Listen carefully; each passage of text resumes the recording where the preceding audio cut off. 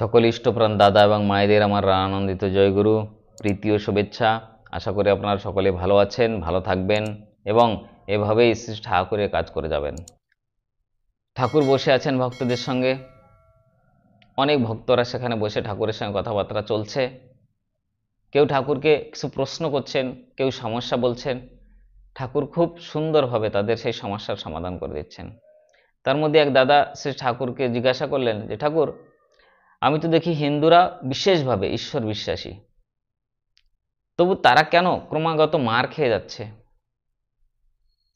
শ্রী ঠাকুর কিছুক্ষণ স্তব্ধ হয়ে শুনলেন।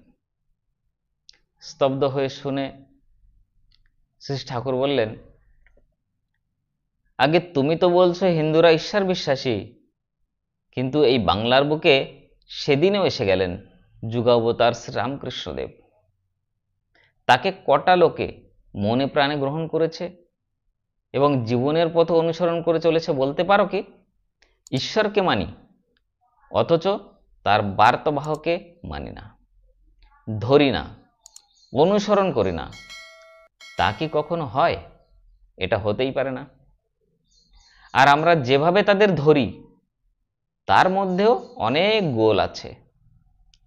নিজেদের কতকগুলি খেয়াল চরিতার্থ করার জন্য পরম পুরুষকে ধরলে তাতে আমাদের জীবন বদলায় না, চরিত্রও বদলায় না। তার ফল যা হতে পারে তা তো হচ্ছেই। অবতার মহাপুরুষকে ধরা লাগে তার মনের মতো করে নিজেদের গড়ে তোলার জন্য, নিজেদের ইচ্ছা আগ্রহ করে তার ইচ্ছা পূরণ করবার জন্য নিজেকে গড়ে তুলতে হয়। তাতেই সাধারণ মানুষ অসাধারণ হয়ে ওঠে, তাদের দিয়ে অনেকের কল্যাণ হয়, জাতি শক্তিশালী হয়, সঙ্গবদ্ধ হয়, সংকীর্ণ স্বার্থপরতারূপ মহাব্যাধির নিরাকরণ হয়ে পারস্পরিক সহযোগিতা ও সহানুভূতি প্রবল হয়ে ওঠে। প্রত্যেকে প্রত্যেকের হয়, আর এইগুলি হলো ঈশ্বর বিশ্বাসের লক্ষণ। এগুলি দানা বেঁধে উঠতে পারে না যদি ঈশ্বরের নর বিগ্রহকে অস্বীকার করা হয়। তথাকথিত ঈশ্বর বিশ্বাস বন্ধা। প্রকৃত বিশ্বাস যেখানে থাকে সেখানে থাকে প্রশ্নশূন্যতা, দ্বিধাহীনতা, বলিষ্ঠ চলন। কেউ যদি প্রকৃত ঈশ্বর বিশ্বাসী হয়, ঈশ্বরকেই জগতের স্রষ্টা বলে মনে করে, তাহলে সে কি কখনো পরিবেশের প্রতি নির্দয় হতে পারে? কারণ ঈশ্বর যদি আমার ও জগতের স্রষ্টা হন, তিনি যদি জগৎ পিতা হন, তাহলে প্রত্যেকটি মানুষ, এমনকি প্রত্যেকটি জীবিত আমার পরম আপনজন। এটাই ভাবতে হয়, আর এটাই হয়। তাদের কারো ক্ষতি করা মানে পিতার ক্ষতি করা, পিতার মনে আঘাত দেওয়া। মানুষ তখন অকল্যাণকর চলন থেকে বিরত হয়ে কল্যাণকর চলনে না চলেই পারে না। তাই একটু ভেবে দেখলেই বুঝতে পারবে যে আমাদের আচরণ এটা ঘোষণা করে না যে আমরা ঈশ্বর বিশ্বাসী।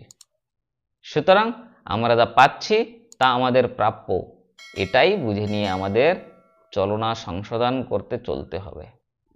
পরম পিতা বলিতে ভোলেন না, তিনি কাজ দেখান। আমি বুঝি বিশ্বাসী মানুষ মানে সমস্যার সমাধান হয়েছে এমন একজন মানুষ। অর্থাৎ ঈশ্বর বিশ্বাসী মানুষের ঈশ্বরের অমোঘ ও অভ্রান্ত বিধান সম্বন্ধে কোনো সন্দেহ বা প্রশ্ন থাকে না। তার প্রশ্ন থাকে প্রধানত নিজের চলন সম্বন্ধে, এবং সেই চলনকে সে বিধি অনুগ করে তুলতে প্রয়াসশীল হয়। শুধু নিজের চলনকে বিধি অনুগ করে সে ক্ষান্ত হয় না, পরস্ত অপরকেও সে বিধির অনুসরণে প্রবুদ্ধ করে তোলে। একেই বলে ধর্মীয় চলন, বিশ্বাসী চলন। এর ভিতর দিয়েই সমাজ ও জাতির অভ্যুদয় অবধারিত হয়। কত সুন্দর সরলভাবে শ্রী ঠাকুর বললেন যে আজকে হিন্দুরা মার খাচ্ছে। কেন মার খাচ্ছে? কারণ তাদের চলন বলন কোনোটাই ঠিক নাই। আমরা ঈশ্বরকে কতটা ভালোবাসি, ঈশ্বরকে যদি ভালোবাসি, তো ঈশ্বর যেটা করতে বলেছেন, ঠাকুর যেটা করতে বলেছেন, প্রভু যেটা করতে বলেছেন, আমাদের সেটাই করার দরকার। কিন্তু আমরা তো ঈশ্বরের উপর বিশ্বাসই করতে পারি না। আমরা সর্ব সমস্যার সমাধান জানিষ্ঠ প্রতিষ্ঠান, এই যে কথাটা আমরা বিশ্বাসই করতে পারছি না। আমরা প্রভুকে কতটা ভালোবাসি তা আমাদের আচরণের মধ্যে দিয়ে আমরা ফুটিয়ে দেখাতে পারছি না। সেটা আচরণের মধ্যে করে আমরা দেখাতে পারছি না যে আমরা ঠাকুরকে, প্রভুকে কতটা ভালোবাসছি। যা প্রাপ্য সেটাই পাচ্ছে। প্রাপ্য মানে আমি যেটা করব আমি তার ফল পাবই। আমি যদি মেনে চলি, আমি যদি সৎ পথে চলি, তাহলে তো আমার সঙ্গে ভালোই হবে। কিন্তু আমি যদি অসৎ পথে চলি, অধর্মীয়ভাবে চলি, তাহলে তো তার ফলও আমাকে পেতে হবে। তাই আগে নিজ আচরণকে ঠিক করার চেষ্টা করতে বলেছেন শ্রী ঠাকুর। ঠাকুর বলেছেন যে তুমি আগে ভালো হও, তুমি নিজেকে ভালো করার চেষ্টা করো, তারপরে দেখবে সব ভালো হয়ে যাচ্ছে। কারণ তুমি নিজেই এমন মন্দ আচরণ করে, ব্যবহার করে তুমি নিজে তো খারাপ হয়েছো, তোমার সঙ্গে সঙ্গে আশেপাশে এবং তোমার সঙ্গে যারা আছে তাদেরকেও তুমি খারাপ করে চলেছ। আর এইভাবে চললে তার যে পরিণাম তা তোমাকে ভোগ করতেই হবে। কিন্তু আমি যদি ভালো হই, আমি যদি ভালোভাবে কথাবার্তা বলি, আমার আচরণ যদি সৎ হয়, আমি যদি সবাইকে ভালোবাসা বিলাই, যার যা চাহিদা সেটা পূরণ করার আমি সৎভাবে চেষ্টা করি, তাহলে তারাও ভালো হয়ে যাবে। তাই সে যেই হোক না কেন, আমার বাড়ির সদস্য হোক, আমার পাড়া প্রতিবেশী হোক, আমার গায়ের লোক হোক, প্রত্যেকেই আমাকে ভালো বলবে এবং বলবে যে এই দাদা কত ভালো, এই দাদার কথাবার্তা কত ভালো, সবাই তোমাকে মাথায় করে নিয়ে চলবে। তাই নিজ আচরণকে আগে ভালো করার চেষ্টা করো, দেখবে তোমার বিরুদ্ধে কেউ কিছু বলতেই পারবে না, সবাই তোমাকে ভালো বলবে। যারা ঈশ্বর বিশ্বাসী হয়, যারা ভগবানকে ভালোবাসে, তারাও সেই সৎভাবে চলার চেষ্টা করে। ঠাকুর যা বলেছেন, ঈশ্বর যা বলেছেন, আমার গুরুদেব আমাকে যা বলেছেন, সেটাই তাদের করণীয়। আর সেভাবে যদি তারা চলার চেষ্টা করে, প্রভুর উপর বিশ্বাস করে যদি তারা জীবনযাপন করতে পারে, তারা সবসময় ভালো হয়ে থাকে, তাদের মঙ্গল হয়। প্রভু কিভাবে তাদের মঙ্গল করেন তারা সেটা বুঝতেও পারে না। ভগবান তো চায় তার শিষ্যরা, তার ভক্তরা সবসময় ভালো থাকুক, সুস্থ থাকুক। ভগবান কখনো চায় না যে তার ভক্তরা কোনো অসুবিধার মধ্যে থাকুক, সমস্যার মধ্যে থাকুক। আমি যদি ঠাকুরকে ভালোবাসি, আমি যদি আমার প্রভুকে ভালোবাসি, আমি যদি আমার গুরুদেবকে ভালোবাসি, তাহলে তিনি যেটা বলেছেন সেটা আমাকে করতেই হবে। আমার তার বিরুদ্ধে কোনো প্রশ্নই থাকবে না। কেন বলেছেন, কেন করতে হবে, এই ধরনের কোনোই প্রশ্ন আমার মধ্যে থাকবে না। আমার শুধু কর্তব্য যে এটা আমার গুরুদেব বলেছেন, এটা আমার ঠাকুর বলেছেন, এটা আমাকে করতেই হবে। তাহলে দেখবেন সব অবস্থায় যদি আমি রাজি থাকি, তাহলে আমি আমার প্রভুকে ভালোবাসা শুরু করতে পেরেছি, এটা আমরা বলতে পারি। আর যখনই আমি আমার প্রভুকে, আমার ঠাকুরকে ভালোবাসার এভাবে চেষ্টা করব, তার নিয়ম নীতি মেনে চলবো, পালন করার চেষ্টা করব, তখনই আমি দেখবেন নিজেকেই ভালো করার চেষ্টা করতে পেরেছি। এটা আমার মনকেই সাড়া দেবে, আমার মনেই সেটা সাড়া দেবে যে আমি এখন প্রভুকে ভালোবাসার চেষ্টা করছি। আর ধীরে ধীরে ধীরে ধীরে যদি আমার আচরণ এভাবে হতে থাকে, আমি প্রভুকে এভাবে ভালোবাসতে থাকি, তাহলে দেখবেন আমার জীবন কিভাবে সুখের হয়ে যাচ্ছে।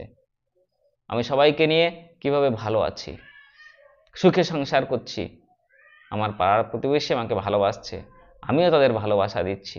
এভাবেই দেখবেন একদিন সবাই আপনাকে ভালোবাসবে, প্রভু আমাকে ভালোবাসবে আমি যদি প্রভুর জন্য করি। তাই তো শ্রী ঠাকুর অনুকূলচন্দ্র দিয়েছেন ইষ্টবৃত্তি। আমি যদি ঠাকুরকে ভালোবাসি, আমি যখন আমার ইষ্টকে ভালোবাসি, তাহলে আমি প্রতিনিয়ত প্রত্যুষে উঠে শ্রী ঠাকুরকে ভরণ পোষণের জন্য ইষ্টবৃত্তি প্রদান করবই। ইষ্টবৃত্তি না করে আমি কোনো কাজে হাতই দিতে পারি না। আমার প্রথম কাজ ঠাকুরকে ইষ্টবৃত্তি দেওয়া। এবং ঠাকুর বলেছেন যজন যজন ইষ্টবৃত্তি সস্তনি সদাচার পঞ্চনীতি। এই পঞ্চনীতি যদি আমি ঠিক ঠিক পালন করতে পারি, তাহলে দেখবেন আমার জীবন সুখে ভরে গেছে, আনন্দে থাকছি। সেই আনন্দের কথা আমি মানুষকে বুঝিয়েও বলতে পারবো না, এত আনন্দ, মহা আনন্দে থাকবো, পরম সুখে স্বর্গরাজ্যে আমি বাস করব। আমি যদি প্রভুর উপর বিশ্বাস করতে পারি, আমি যদি ঠাকুরের উপর বিশ্বাস করতে পারি, তাহলেই সেটা সম্ভব, নইলে নয়। তাই ঠাকুর বলছেন যে আমাদের আচরণকে সংশোধন করতে হবে, আমাদের কথাবার্তা আমরা যেটা বলছি তাকে সংশোধন করতে হবে, ভালো করার চেষ্টা করতে হবে, আমার প্রভুর উপর বিশ্বাস করার চেষ্টা করতে হবে। আমি যদি প্রভুর উপর বিশ্বাস করতে পারি, তাহলেই দেখবেন এই যে সমস্যা, তার সমাধান এমনি হয়ে যাচ্ছে। আপনারা সকলে ভালো থাকুন, সুস্থ থাকুন এবং ঠাকুর যেটা বলেছেন সেটা করার চেষ্টা করুন। তোমার মনের মতন করে আমায় গড়ে নাও, তোমার অটুট জীবন পথে আমাকে চালাও। ঠাকুরের পথে যেন আমরা সবাই এভাবেই চলতে পারি এবং ঠাকুরকে সব সময় সামনে রেখে, মাথায় রেখে আমরা এভাবে ঠাকুরের কাজ করতে পারি। আপনাদের সকলের মঙ্গল প্রার্থনা ঠাকুরের চরণে করে আজকের ইষ্ট প্রসঙ্গ এখানেই শেষ করছি। আবার দেখা হবে আর একটা সুন্দর বিষয় নিয়ে ভিডিওর মাধ্যমে আপনাদের সম্মুখে আসবো। যারা এখনই চ্যানেলটি সাবস্ক্রাইব করেননি তাদেরকে অনুরোধ, এই চ্যানেলটি সাবস্ক্রাইব করুন এবং অন্যকে শেয়ার করুন। তাহলে আসছি। জয় গুরু, বন্দে পুরুষোত্তম।